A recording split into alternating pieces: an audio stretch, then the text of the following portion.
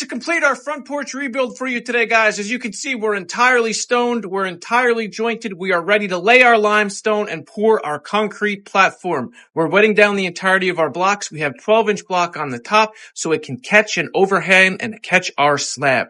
We're mixing up type M masonry mortar, sand, water, and acrylic fortifier, and we're going to be setting our tread stones in this. We go 8-inch limestone on the top. We make sure we have a half-inch overhang, and we make sure we have pitch running away from the home. We then throw a square in the corner, and we do our returns in limestone, also an 8-inch. As you can see, I have a ledge on the inside that's going to carry the slab. That's why I go 8-inch on the top, and I go 12-inch slab, limestone slab for all of my steps. Each of my steps features a 7.5-inch rise, and it's going to be about 12.5 inches out.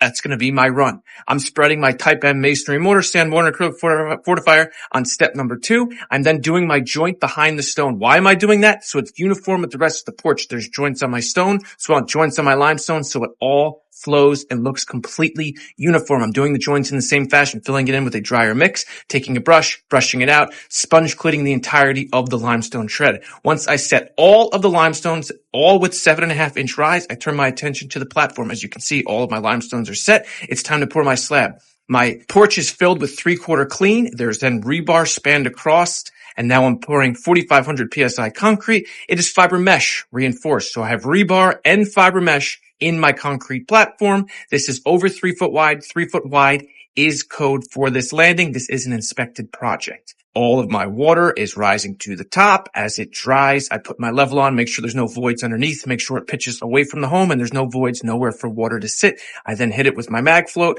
I let it sit. Then I knock down all my humps, bumps, and lumps and get it ready so that I can float finish it. I put a rough edge on just to make sure I get all the rocks down. I take my sponge float. I sponge the entirety of it. Why? Because it's a wet surface. Any wet area must have traction. So we put an anti-slip traction rough surface on. Now I go back. I put my edge on, nice picture frame edge going all the way around to make it look clean and pristine and uniform to the concrete around the rest of the home.